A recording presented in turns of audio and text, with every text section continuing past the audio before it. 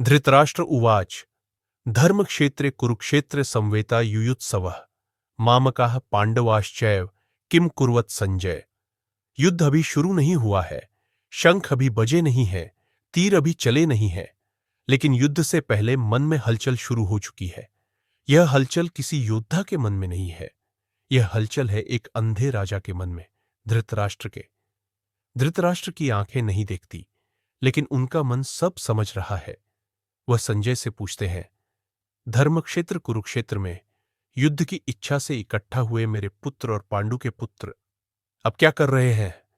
यह सवाल साधारण नहीं है, यह सवाल डर से पैदा हुआ है। अगर धृतराष्ट्र को अपने पुत्रों पर पूरा भरोसा होता तो यह सवाल ही नहीं उठता।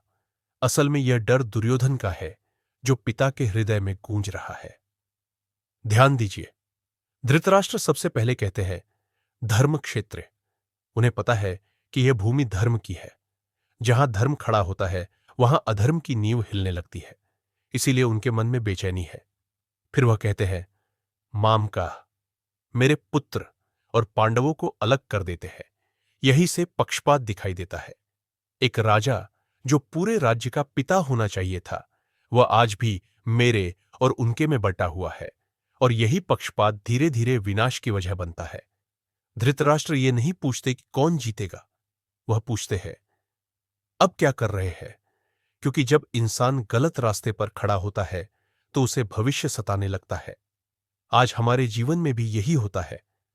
जब हम सही रास्ते पर होते हैं तो मन शांत रहता है, लेकिन जब हम गलत करते हैं, चाहे रिश्तों में, काम में या फैसलों में, तो अंदर से एक आवाज आती है, अब क्या होगा। यही आवाज धृतराष्ट्र के भीतर भी है।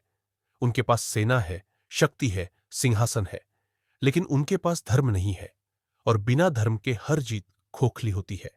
एक छोटा सा उदाहरण समझिए। दो लोग परीक्षा देने जा रहे हैं।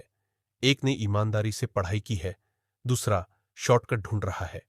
परीक्षा से पहले पहला शांत है, दूसरा घबराया हुआ है।